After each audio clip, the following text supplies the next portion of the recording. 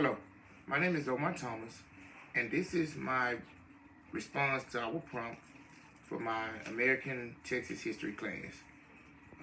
The prompt says, do you believe that there is a presence of God in today's government? I really do believe that there is a presence of God in today's government, although it might not seem like it at times because of the different scandals and different things that we see in the news, different reports. It seems like it's almost like our government is running amok.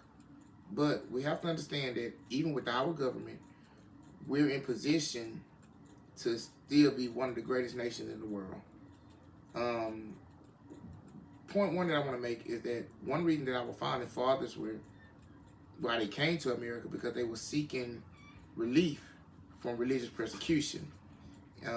Over in Europe at the time, they were suffering religious persecution because it was like a uniformity of religion. They was trying to force one religion. I think it was the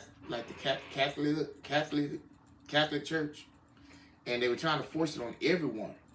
But if they didn't accept it, they would either be killed or they would get some kind of punishment.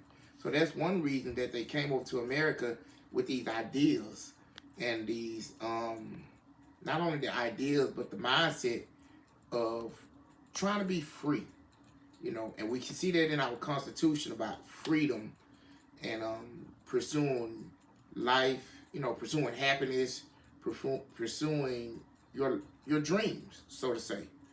And the Constitution governs that, and it carries some biblical ideas of how we can enforce those freedoms and protect those freedoms. It was asked of Alexander Hamilton at one point, why didn't you mention God in the Constitution, or why wasn't God mentioned in the Constitution? And he simply responded, which it was funny, was that we forgot. So even with that being said, they might have forgot to write God's name down in the Constitution, but the imprint in the Constitution and the imprint of the ideology of America resembles, or it shows proof that they had God at heart. And even if we fast forward to today, we can still see God is in our Constitution, not in our government. The government was established by God to help govern us as the people, to ensure that there's peace and ensure there's liberty. And I would like to read a Bible verse, just proving that God's presence is in our government today. And that'll be Romans 13:1. It says, everyone must submit to the governing authorities, for there is no authority except from God, and those that exist are instituted by God. So the authority that men have is simply because God allowed it.